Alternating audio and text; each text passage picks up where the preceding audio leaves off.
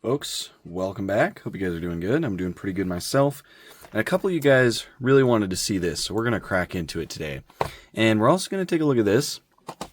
So, not the same brands today, but similar brands, I feel, in terms of like quality and whatnot. So, of course, Sparky. This is the Porsche 944 from the Porsche 944 Turbo Cup 1987 number 60 car.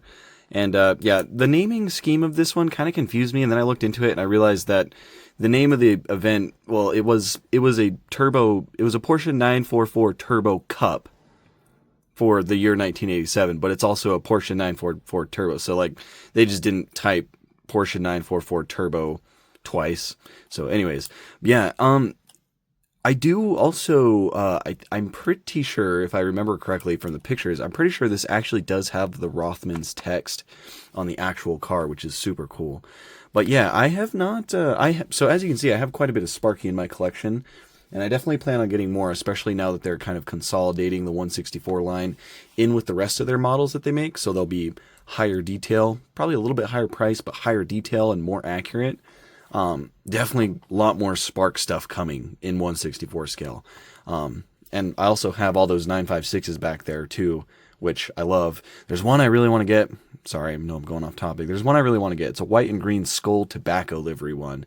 But yeah, I'll pick it up one day if I find it in the acrylic for a decent price. I don't like their blister. I don't like their blister ones. I like their acrylic stuff. I won't buy them if they're in the blisters, because you take them out of the blister and then, like, I don't know, it's just like a base for most of them. There's not like an actual acrylic. Anyways, and then I also have this one. This is the Schuco Tarmac Works collaboration, I think. Yeah, I mean, there's not any Tarmac Works branding on it except for down here. It has the Tarmac Works like numbering and information scheme. So like it technically is in the Tarmac Works catalog, but this is pretty much just a Schuco. Yeah, I don't know why Tarmac Works collabs with so many brands. Like obviously they do IXO so they can make all these different models, but like the Porsches and stuff that Schuco and like Mini Champs makes, Tarmac has nothing to do with, I'm pretty sure. But anyways, that's just kind of a side tangent. These are both, of course, licensed by Porsche. Here's the bottom of the Sparky box. This is also a collaboration model with Tiny Hong Kong. They do a whole bunch of models with Tiny Hong Kong. I don't know why, but like this one, like usually most of the regular cardboard boxed versions are Tiny collabs. And I'm not sure how that's going to work going forward with just the Spark line. I don't know if they'll still do exclusives with Tiny, but we'll see. But it's 164. You got another little render of the car, of course, Porsche licensing. There's all the information on the back. Toy East, Minimax. That's obviously who makes all of Spark's stuff. And in fact, I think that's who makes some of Schuco's stuff too. Yeah, Minimax makes these Schucos and Sparkies, which would make sense as they are very similar quality products. But anyways, yeah, there's all that stuff. These are distributed by Tiny. So yeah, there's all that information. And then this is the actual SKU of the car, Y064036 Sparky 164, and then the name of the model. So yeah, and then this one is the Porsche 911 GT2 from the 1995 24 Hours of Le Mans in the Repsol livery. I like Schuco's boxes. They're pretty cool, but they're kind of annoying to store. But yeah, limited production run, the number 91, Schuco on the back, metal and plastic parts, 14 plus. And then Porsche licensing, Schuco's social medias, the Minimax information right there, and then the Tarmac Works SKU. So, yeah. Anyways, go ahead and get these both cracked open. I'm actually really excited for these, especially this. I think I'm equally excited for both of them, actually, because I really like Rothman stuff, as you guys know, and I really like old Le Mans stuff, too, especially because there's actually quite a bit of stuff that we have from 1995 Le Mans. And so with this Repsol Porsche, that collection is growing. So I hope to get a lot more stuff. But anyways, let's start off with the Sparky. So if you guys are wondering, these are actually pretty much the exact same size as Mini GT boxes. These tiny collab versions, which is awesome because I think I've got one right here. They actually fit in Mini GT protectors. I'm not going to take the film off, but I'll just show you guys. It is very handy for storing these. Yeah, they fit perfectly in mini DT protectors, same size boxes. So that is awesome. But anyways, and they come just in this little plastic tray like most other cars. Oh, there's a little layer of thin plastic film protecting the layers. I do like that. I imagine that does a little bit in protecting the decals, because these cars do have a lot of decals usually. But anyways, pull the model out. And here it is. I was right on the money. It does, in fact, say Rothmans on it, which is super cool. So, first impressions, just kind of looking at it, looking at the paint quality. It looks okay. The blue is pretty nice. The white is nice. I like the red and gold striping. Just classic Rothmans livery. It does look like it's got some fingerprints all over this decal on the side right here. And I don't know if I'd be able to get that off. But yeah, if in case you guys don't know, for Spark cars, Sparky stuff, well, I think even their bigger scale stuff, they don't typically do a lot of pad printing from my experience. Most of the stuff they put on their models is just decaled on, which is very unfortunate. It just doesn't look as good as tampo prints. And I've had somebody argue before, way back, that decals in a lot of cases would be accurate, especially on race cars, because most of not most of, but I would say probably 99% of the little sponsorship logos that are put on race cars are stickers. So, like, yeah, I get that, but it just doesn't translate well into 1/64 scale. But anyways, the livery, this is a really cool car, and I love the 944. This is actually the first Porsche 944 that I have in my collection, believe it or not. And yeah, it's Rothmans. Super cool. But yeah, a lot of decal stuff. There's fingerprints stuck in the decal. And the decal looks like it comes really far down, like almost to the bottom of the side skirt right there. Or not the side skirt, but like this bottom part underneath the door. Decal comes down really far, and I feel like that's kind of unnecessary. Yeah, interesting. I wonder if there's a way to make that not look as bad. But yeah, decals for everything on the side. But if you're just kind of looking at it from not super close up, it actually looks pretty good.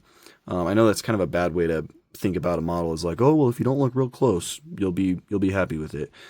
But to be fair, nobody's going to sit there looking at it right in front of their eyeballs like this, like, Anyways, yeah, the wheels look pretty good too, compared to the real photos, which I'll share some here in a minute.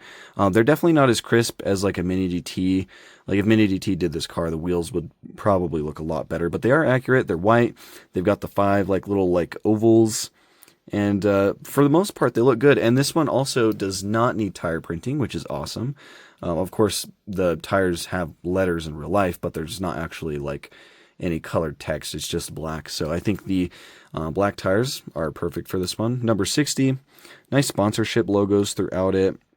Polyvoltac, SCCA, Rothmans, of course, Rothmans Porsche. And then up here, you've got Goodyear and Shell next to that little turn signal. And then here up at the front, it looks like these fog lights and turn signals are painted on, which I guess is okay. I guess those don't really need to be lensed, but that silver paint does kind of look a little funky on this side. Maybe it's just the lighting. Nah, actually doesn't look too bad. This version is the headlights down. I think they're making more of these Rothmans 944s, or at least another version of this number 60 where it has the headlights up. So that'll be kind of interesting to see how they do that. There's pretty big panel gaps around the lights. Definitely can't deny that, especially on this side right here. That is like really bad. Like I could probably stick my fingernail in between that. But yeah, and I don't really know how big the gaps are on the headlights for a real life 944. So, but I'm sure it's probably not that crazy. But the Porsche badge looks good. Rothmans Porsche again. Polyvoltac, we can take your heat. 60 on there. And then, what is that? Radar warning receiver escort. And then the names of the drivers up there on both sides, mirrored. A little bit of dark blue and red striping. The polyvoltaic on the rear window again. This little rear spoiler is pretty cool. It's just done in black plastic, but I do like that. And then the taillights actually do look really nice too.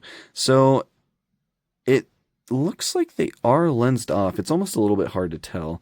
I think they are lensed off with clear acrylic, and then there's little painted rectangles behind those little rectangle windows in the actual headlight housing. So some red, and then a silver for reverse, and then orange on the side for turn signals.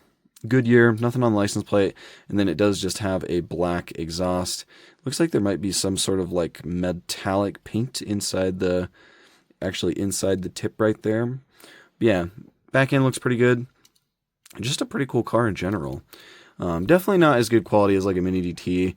I'd say these kind of falls behind Tarmac Works a little bit with the execution of the decals in some areas, like on this side on that door, especially because there's fingerprints stuck in them. That's probably like my biggest thing about it, but it's still pretty nice. I do like it. I'll throw up some photos of the real car. I was looking at it earlier before I started recording. And just by going off memory, because obviously I don't have them right up in front of me, I do think it looks pretty good for what Sparky does. And for reference, I don't know how... They don't really have good distribution in the United States, so I've been buying my Sparky from RC Mart in Hong Kong. And this Rothmans 944 cost me... it was between $12 and $13, and it was I bought it with a larger order, so it was also free shipping. So really not too expensive, kind of comparable to a Mini GT, but Spark also is not as big of a company as the whole TSM thing, so it's kind of understandable that they just don't have the capacity to make like Mini GT level models. Now a brand like Tarmac Works doesn't really have any excuse, in my opinion, but well, I don't know. Spark's been around for a long time too. I don't know. I think I'll be a lot more impressed with their models once they do this this like brand change. But anyways, let's go ahead and jump into the Schuco. And yeah, I'm excited for this one too. I hate these boxes that have these like little flaps on the end. They're so hard to open without damaging. You got to get something flat in there and then kind of try to pop up one of the two sides. But yeah, like I said, Schuco packaging with these little window boxes is kind of cool. But I kind of wish they just did acrylics. It's also weird to me how they have this cardboard insert that has like scenery on it, and then the car is screwed down to the cardboard. It's just kind of weird. Kind of weird. Especially when like the standard for the longest time has been acrylics or just boxes with a tray. But again, just like a Spark, Schuco has also been around for a really long time, and that's just how they do it. So anyways, the background does look nice. I'm assuming that's Le Mans in the background. But anyways, here is the model, and I do think this one actually turned out pretty well. Obviously, it's a window box, so I have taken a gander at it a little bit. Not super in-depth, but overall, this one actually does look pretty good. This one impresses me. The only thing that I don't think looks very good is the headlights. There's like a little bit of paint that kind of comes up onto the actual round yellow lens. So maybe be able to take my razor knife and maybe try to cut a little bit of that back. But yeah, and I actually did have a sample size of 3 of these models come in because I ordered one and then my 2 buddies also got one. I ordered Diecast for my friends, and I was a little bit selfish, but I don't think they care. I chose the one that had the best headlights. So if you can imagine, the other 2 were actually worse.